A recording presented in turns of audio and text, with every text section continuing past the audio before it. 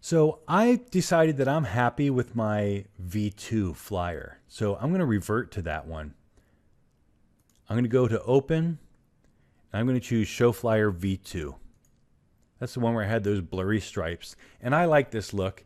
And the client's coming over. And so I wanted to show you a really cool trick that I like to use to hide the bleed. Because this is confusing for some of the clients. They will come over and they'll say, well, I don't want those blue lines and I don't want those extras on there.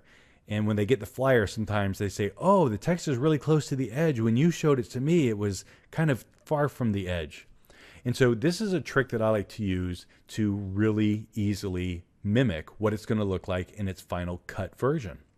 So the trick is you simply go to the top layer, and then I'm going to create a brand new layer by coming down here to the new layer icon, and I just click that, and it makes a new blank layer here right at the top. And I'm going to name this layer Bleed Sim. And this is going to simulate what the document's going to look like after it's cut. And so it's going to get rid of this bleed area. And so what I'm going to do is click on the eyedropper tool, and I'm going to just click on this background. Look at that. You can actually suck up the color of this background so that we're going to fill it with the same color and is really going to hide this area. So that's our goal here. And now what we want to do is just do Alt Delete, Option Delete on the Mac, and you can see that it fills in this whole area. And what I like to do now is just make it totally match this background. I see that it looks a little bit lighter, so I'm going to do Control U, and I usually just play with lightness till it looks like I just can't even see it. When I get it so that I can't even see a dividing line between the background and my actual image, then I call it OK.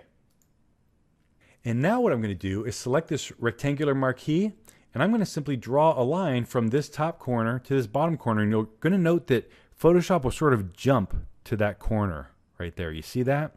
If yours isn't jumping, you want to go to View and choose this Snap option and make sure that that is turned on. And that will make it automatically snap to those areas. And now we're going to destructively change this. This obviously took just a couple seconds to create, so I don't need to worry about making a mask or fixing this and making it editable. I'm just going to hit the delete key on my keyboard, and there it is, Control D, and look at that. Now I see my image exactly what it's going to look like when it's cut. This is a really great trick to preview your bleeds and see what the actual final printed image is going to look like. So now we're going to do a couple things to get it really ready for the client, because I want them, when they look on screen, to see exactly what they're going to end up with on paper. So the first thing I do is I like to view the image in actual print size. So I go to View, Print Size, and that shows the image in approximately the size that it should print when it's actually printed out in real life.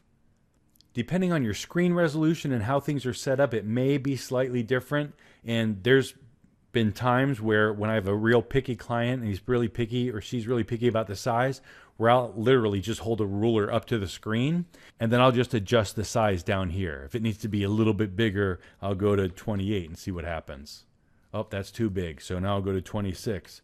And so I'll just dial it in till it's basically the same size that it needs to be, which in this case is 4 1/4 by 5.5 inches. So that's a great way to kind of dial in the size. And then I'm going to turn soft proofing on. I can see that it switched off when I saved a copy. So I go to View, Proof Colors, and it's looking good. I can see right here it's showing that I am in soft proof mode, and I just make any adjustments that I need to if the colors shift when that happens. But it looks good to me. And the very last thing I like to do is I like to hide the guides. So I'm going to go to View,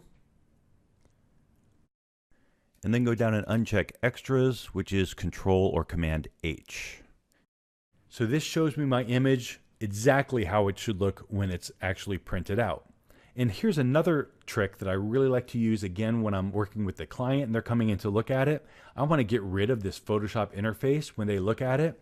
One way to do that is to simply choose the different options from this screen mode. And you can see I can click and choose different options here, but a great shortcut to know is F. I just hit F and it's going to cycle through. So that's regular Photoshop. And next is full screen mode, where all of my palettes are floating and Photoshop is taking up the whole screen. And lastly is this really great preview. I can do Control R or Command R on the Mac to hide the rulers. And when the client comes in, they look at this and they get a really good chance to see what it looks like. Now you can see that the background is turned black. So here I might want to adjust that bleed layer that I created. But if the client is familiar with it, then that's okay. Or if I just choose this mode, then they can still see the image without that bleed. So really great ways to kind of change the screen so that the client has a really good preview of what the image is going to look like.